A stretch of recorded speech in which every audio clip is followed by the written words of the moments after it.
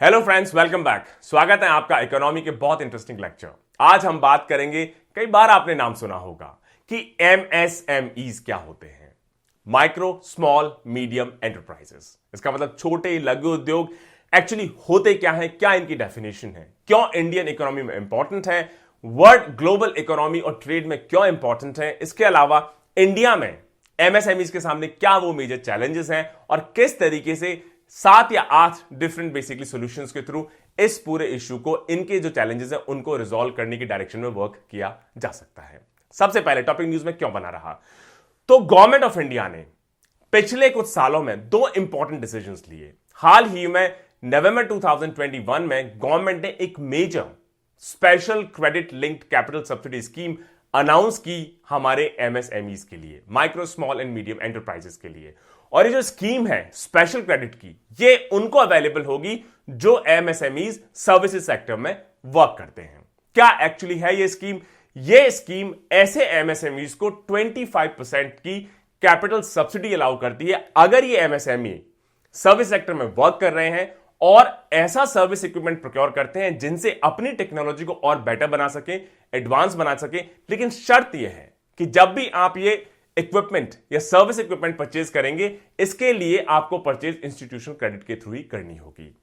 और इसका फायदा उठा के आपको इजीली या 25% सब्सिडाइज रेट्स पे कैपिटल मिल जाएगी।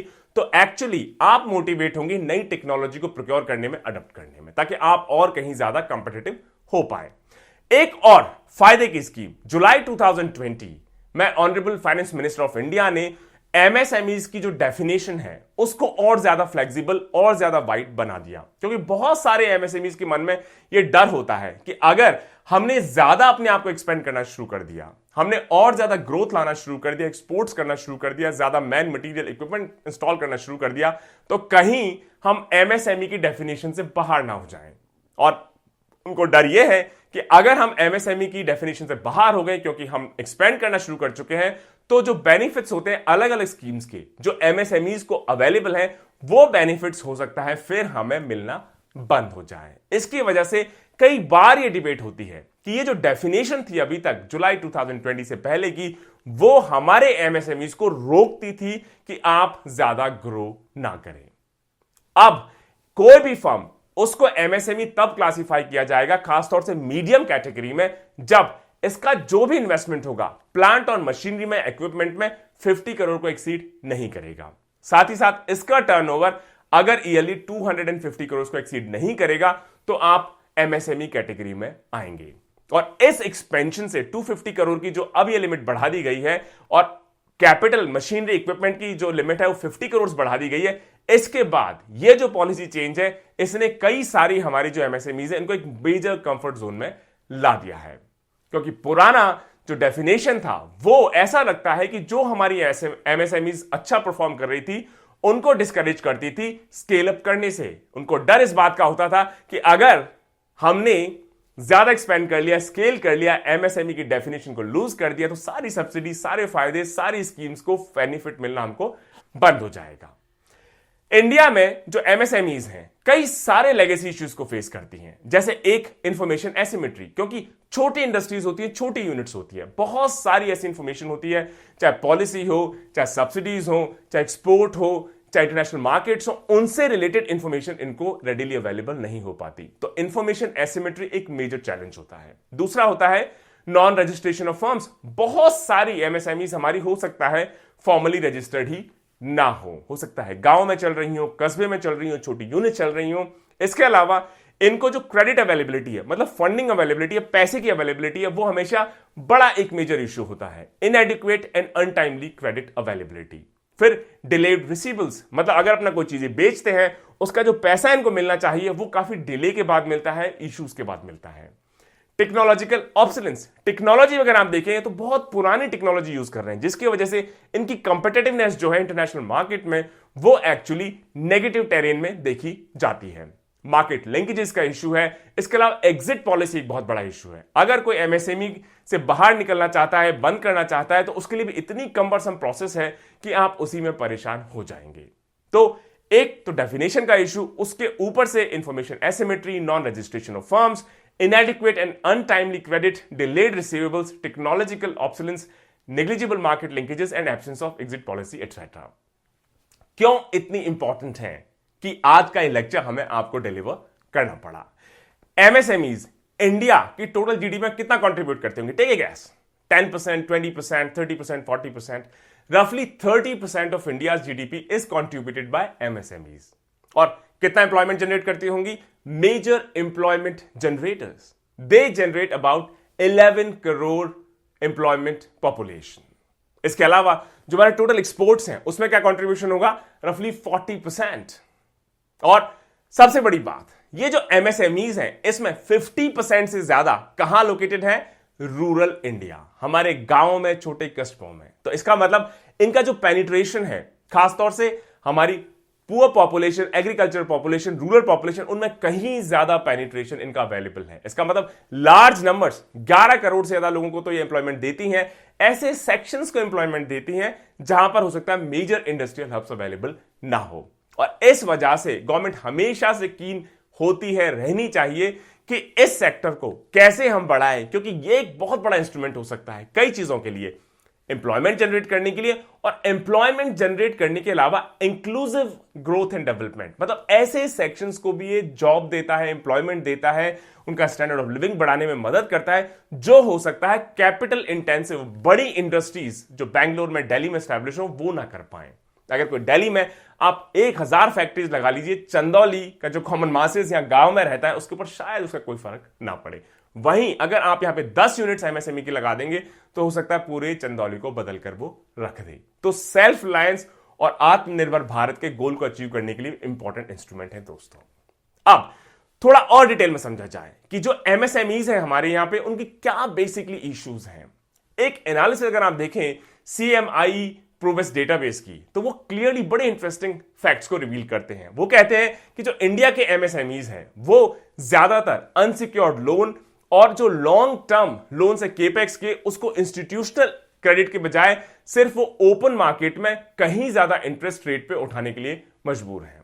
इसके अलावा उनके हिसाब से 2021 की जो एनआईआर डीपीआर रिपोर्ट है उसके हिसाब से जो हमारे 10 एमएसएमईज हैं उसमें से 9 एमएसएमईज आपको दिखाई देंगे कि जो अपना लोन लेते हैं, अनसिक्योर्ड लोन लेते हैं और इनफॉर्मल सोर्सेज से लेते हैं अपनी वर्किंग कैपिटल और अपने टर्म लोन को चुकाने के लिए।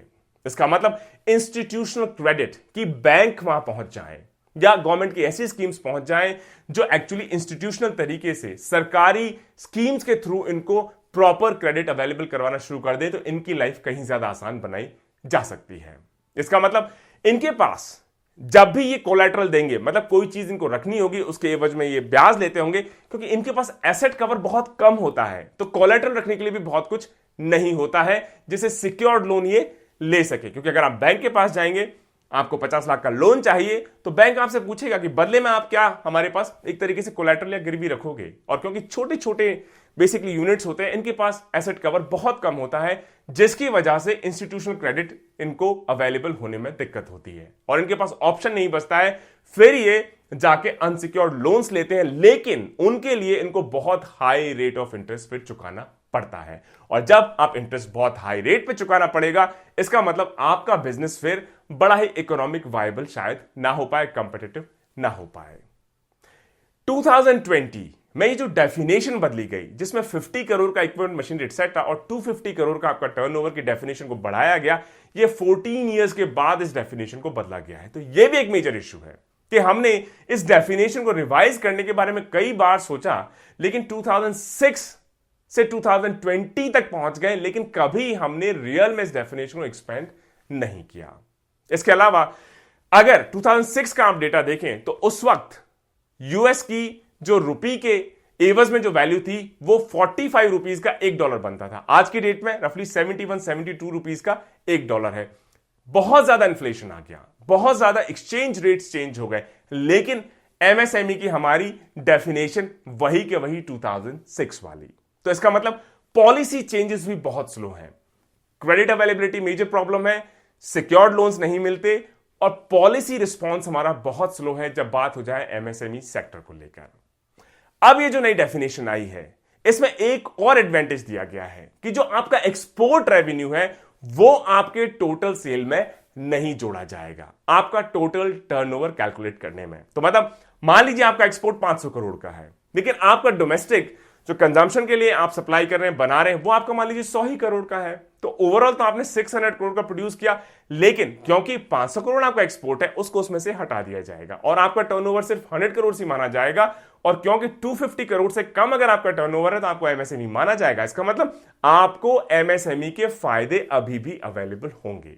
तो 2020 की रिवाइज डेफिनेशन, जिसमें एक्सपोर्ट रेवेन्यू को आपके टोटल सेल्स में से हटा दिया जाएगा, आपका टोटल टर्नओवर कैलकुलेट करने के लिए इसको एक अच्छी, बहुत अच्छी पॉलिसी के रूप में देखा जा रहा है। जो पुरानी एमएसएमई की डेफिनेशन थी उसको बहुत रिग्रेसिव माना जाता था, क्योंकि कोई भी फिर एक्सपोर्ट नहीं करना चाहेगा। एक्सपोर्ट को भी अगर आप सेल्स में लेंगे, टर्नओवर में कैलकुलेट करेंगे, तो आप ज्यादा एक्सपोर्ट करने लगेंगे, आप उस लिमिट को क्रॉस कर जाएंगे, एमएसए की डेफिनेशन बाहर हो जाएंगे, आपको जो फायदे मिल रहे थे, सब्सिडी मिल रही थी, खत्म हो जाएगी। लेकिन अब ये नई पॉलिसी उम्मीद है कि कैटलिस्ट की तरह काम करेगी नए ग्रोथ एंड डेवलपमेंट को फ्यूल करने में, खासतौर से हमारे एमएसएमई सेक्टर में।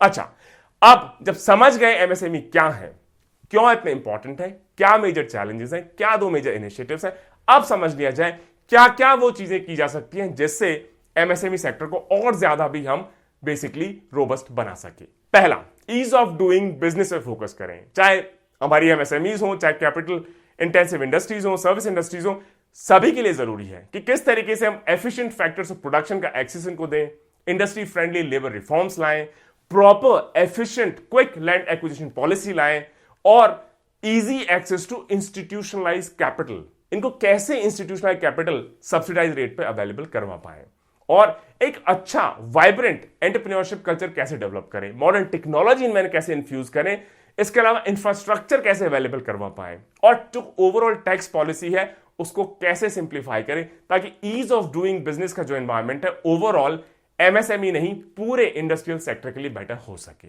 तो पहला, improvement in ease of doing business. दूसरा, एक्सपोर्ट्स ऑफ सर्विसेज को कैसे प्रमोट करें, क्योंकि धीरे धीरे हम देख रहे हैं कि जो ओवरऑल वर्ल्ड है वो क्लीन, ग्रीन और लीन कॉर्पोरेट रिजीम की तरफ बेसिकली मूव कर रहा है। और बॉटम लाइन क्या है, प्लैनेट, पीपल एंड प्रॉफिट्स। मतलब आपको प्लैनेट को प्रोटेक्ट करना है, एम्प्लॉयमेंट देना है और प्रॉफिट्स भी कमाने हैं। और इंडिया के पास बहुत बड़ा कंपैरेटिव एडवांटेज है। कंपैरेटिव एडवांटेज क्या होता है? कंपैरेटिव एडवांटेज इकोनॉमिक टर्म्स में होता है कि हर कंट्री की कोई ना कोई ऐसी स्ट्रेंथ होती है कि उस पर्टिकुलर सेक्टर में वो दूसरे कंट्रीज के मुकाबले कहीं ज्यादा बेटर परफॉर्म कर पाता है। तो अगर मैं आपसे कहूंगा इंडिया का एग्रीकल्चर, इंडस्ट्रियल सेक्टर मतलब मैन्युफैक्चरिंग और सर्विस सेक्टर, इन तीनों सेक्टर में से किस सेक्टर में कंपैरेटिव एडवांटेज सबसे ज्यादा होगा? सर्विस सेक्टर में। इसी वजह से तो 55 से 60% जीडीपी हमारा कहां से आता है? सर्विस सेक्टर से। तो इंडिया के पास बहुत बड़ा कंपैरेटिव एडवांटेज है सर्विसेज सेक्टर में। इसका मतलब अगर हम एमएसएमईज के जो हमारे एंटरप्रेन्योर्स हैं उनको रीओरिएंट करें और उनको सर्विस सेक्टर के एक्सपोर्ट में उनको कैपिटल दें, रिवाइज डेफिनेशन में इस फ्लेक्सिबिलिटी को इनकॉर्पोरेट करें और सर्विस सेक्टर पे कहीं ज्यादा फोकस करें जहां हमारे पास ऑलरेडी एडवांटेज अवेलेबल है, तो हो सकता है कम एफर्ट में कहीं ज्यादा आउटपुट प्रोडक्टिविटी हम इंश्योर कर सकें। और जो हमारा पिछला लेक्चर रहा डेमोग्राफिक डिविडेंड का, अगर उसको हम लिंकअप कर सकें, डेमोग्राफिक डिविडेंड कैपिटलाइज कर सकें सर्विस सेक्टर को प्रमोट करके, तो सोने पे सुहागा। तो ease of doing business promote करें, एक्सपोर्ट ऑफ सर्विस सेक्टर को और ज्यादा हम फोकस करने की जरूरत है। तीसरा, जो अलग अलग पीएलआई स्कीम्स हैं इनको कैसे लेवरेज कर सकें, खासतौर से एमएसएमईज के फेवर में। जैसे गवर्नमेंट ने प्रोडक्टिविटी लिंक्ड इंसेंटिव स्कीम्स, जिनको पीएलआई स्कीम्स भी कहा जाता है, जिनका ओवरऑल आउटले है रफली 1.97 लाख करोड़, और इनका पर्पस है कि जो 13 डिफरेंट इंडस्ट्री सेक्टर्स हैं उनको बेनिफिट पहुंच सके, कि आप जितना ज्यादा प्रोडक्शन आप करेंगे इंडिया में उतनी ही आपको सब्सिडी ज्यादा मिलती जाएगी, जिससे मेक इन इंडिया इनिशिएटिव या आत्मनिर्भर भारत को हम और ज्यादा प्रमोट कर सकें, ताकि हमारा जो मैन्युफैक्चरिंग प्रोग्रेस है और एक्सपोर्ट पोटेंशियल है उसको और ज्यादा बढ़ा सके। इसको एमएसएमईज में भी रीडायरेक्ट करने की जरूरत है। इसका मतलब गवर्नमेंट ने जैसे 3 डिफरेंट स्कीम्स ऑटोमोटिव इंडस्ट्री के लिए अनाउंस की हैं, इलेक्ट्रिक व्हीकल्स को मैन्युफैक्चर करने के लिए, उनका कार्बन फुटप्रिंट को कम करने के लिए, फ्यूल सब्सिडी हमारी कम हो, हमारी कंपैरेटिव ग्रोथनेस बेसिकली बढ़े, उसी फोकस को हमें एमएसएमईज में भी लाना होगा। इसका मतलब ease of doing business, export of services, leveraging PLI schemes. चौथी चीज हम कर सकते हैं कि स्टार्टअप्स को कैसे प्रमोट करें। नेस्कॉम के हिसाब से इंडिया में अभी 66 यूनिकॉर्न्स हैं आज की डेट तक, और सबसे बड़ा $18 बिलियन की वैल्यूएशन के साथ बायजूस वर्ल्ड का सबसे बड़ा एडुटेक कंपनी बन चुका है। सिमिलरली आप पेटीएम देख लीजिए, आप फ्लिपकार्ट देख लीजिए, जिनका ओवरऑल मार्केट कैपिटलाइजेशन $10 बिलियन से ज्यादा है। तो इस तरीके से क्यों ना उन आइडिया से, उन सेक्टर से क्रॉस लर्निंग करते हुए हम एमएसएमई सेक्टर में भी नए नए इनोवेटिव आइडियाज लाएं, जिससे अगर हम राइट टाइप ऑफ इंसेंटिव दें और जो ब्यूरोक्रेटिक पजल है या कॉम्प्लेक्सिटी है उनसे एमएसएमई सेक्टर को बचा सके, तो हो सकता है एमएसएमई सेक्टर में से भी ऐसे बहुत सारे यूनिकॉर्न्स निकलकर आ सकें। नए नए प्रोडक्ट्स में, नई नई सर्विसेज में मेजर स्टार्टअप कल्चर को प्रमोट किया जा सकता है एमएसएमई सेक्टर में। पांचवा, मार्केट लिंकेजेस को कैसे हम इंप्रूव करें। जैसे कोविड-19 में हम देख चुके हैं, कोविड-19 एक क्राइसिस है, लेकिन इसको हम एक अपॉर्चुनिटी में भी कन्वर्ट कर सकते हैं। एमएसएमईज हो सकता है एक ब्रॉडर नेशनल इंटरनेशनल मार्केट्स में भी धीरे धीरे अगर हम प्रॉपर लिंकेजेस इनको प्रोवाइड कर पाए, उनको टैप करने लगे, तो अपने रेवेन्यूज को एनहांस कर सकते हैं और ज्यादा इंप्लॉयमेंट जनरेट कर सकते हैं और overall national growth and development में इनका और ज्यादा अच्छा कंट्रीब्यूशन हो सकता है। एक मॉडल ये भी है, रर्बन मिशन आपने सुना होगा, जिसमें आप क्लस्टर्स बेसिकली बना सकते हैं ताकि उन क्लस्टर्स में से इनकी जो सिनर्जी है, सस्टेनेबल वैल्यू चेन है, पूरे इकोसिस्टम को आप सिंक तरीके से, सिनर्जाइज तरीके से आप ज्यादा बेटर कैपिटलाइज कर पाएंगे। सिक्स्थ, बेस्ट प्रैक्टिस को कैसे आप इम्यूलेट करेंगे, जैसे आप दूसरे कंट्री से भी लर्न कर सकते हैं। टर्की का हमेशा एक बड़ा अच्छा एग्जांपल कोट किया जाता है। टर्की ने अपने यहां पर एक नई पॉलिसी इंट्रोड्यूस की जिसका नाम है टक क्वालिटी। और टक क्वालिटी क्या करता है, ऐसे प्रोग्राम्स को स्पॉन्सर करता है स्केल अप करने के लिए, खासतौर से जो स्मॉल मीडियम एंटरप्राइजेस हैं, ताकि वो अपने आप को धीरे धीरे ट्रांसफॉर्म करें और ग्लोबल प्लेयर्स के रूप में स्टैब्लिश करना शुरू कर दें। ऐसी सिमिलर इनिशिएटिव इंसेंटिव स्कीम किसने लॉन्च की है, कनाडा ने, जिसका नाम है growth driver programme of business development bank of Canada. और उनका भी सेम ऑब्जेक्टिव है कि किस तरीके से वो मल्टी डिसिप्लिनरी सपोर्ट प्रोवाइड करे अपने सिस्टम के थ्रू, ताकि वहां की जो एंटरप्राइज ग्रोथ है, जॉब क्रिएशन एसएमईज में, उसको प्रमोट किया जा सके और फिर वो नेशनल के बजाय धीरे धीरे एक बड़ा ग्लोबल प्लेयर के रूप में अपने आप को स्टैब्लिश करना शुरू करें।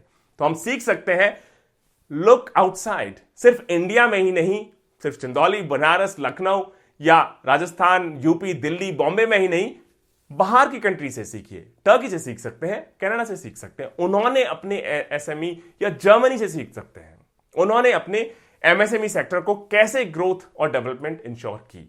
सातवां, फाइनेंशियल लिटरेसी और एजुकेशन, क्योंकि एमएसएमई सेक्टर में फाइनेंशियल लिटरेसी और एजुकेशन बहुत ज्यादा जरूरी है। उसमें डिजिटल चैनल्स को हम यूज कर सकते हैं, टीआरडीएस प्लेटफॉर्म को यूज कर सकते हैं, किस तरीके से इनके रिसीवेबल जल्दी इनको मिल सके, मतलब इन्होंने जो भी चीज अपनी बेची उसका जो इनको पेमेंट है वो फटाफट मिल जाए, ताकि वो इनके लिए वर्किंग कैपिटल अवेलेबल हो जाए, प्रॉफिट्स इनके जल्दी हो जाए, अपना पे टाइम पे कर पाए, इक्विपमेंट खरीद पाए, रॉ मटेरियल्स खरीद पाए और बेटर मशीनरी खरीद पाए। तो किस तरीके से फाइनेंशियल लिटरेसी और एजुकेशन को प्रमोट किया जाए, इनकलकेट किया जाए एमएसई में, यह भी एक बहुत इंटरेस्टिंग एरिया ऑफ इंप्रूवमेंट हो सकता है। इसके अलावा इस बात पे भी फोकस होना चाहिए कि किस तरीके से जो एसएमई स्टॉक एक्सचेंज हमारा बना हुआ है वो हाईली अंडर यूटिलाइज माना जाता है। मतलब बहुत सारे एमएसएमईज हैं जो ये स्मॉल मीडियम एंटरप्राइज के लिए अलग से स्टॉक एक्सचेंज बना हुआ उसको यूटिलाइज नहीं करते, और इस वजह से इनको जो कैपिटल की जरूरत होती है उसको ये मोबिलाइज नहीं करवा पाते। उसकी वजह से इनको अनसिक्योर्ड लोन्स लेने पड़ते हैं हाई इंटरेस्ट रेट पे। तो अगर हम एक तो इनको इंस्टीट्यूशनल क्रेडिट अवेलेबल करवा पाए, दूसरा मार्केट्स जो हैं खासतौर से एसएमई स्टॉक एक्सचेंज एक्सेट्रा, उनके अंदर इनका इंक्लूजन करवा पाए बेटर फाइनेंशियल लिटरेसी और एजुकेशन के थ्रू, तो वहां से हो सकता है इनकी जो कैपिटल रिक्वायरमेंट हो ग्रोथ प्लान्स के लिए उसको ये खुद ही मोबिलाइज करवा पाने में सक्षम हो जाए।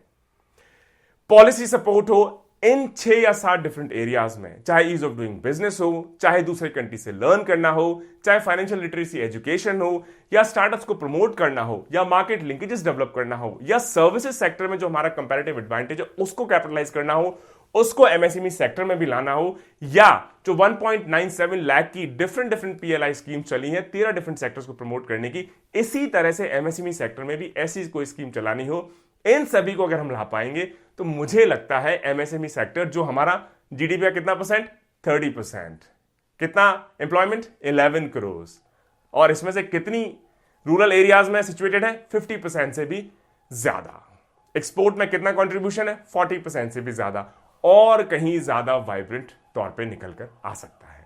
Stay tuned. जय हिंद, जय भारत।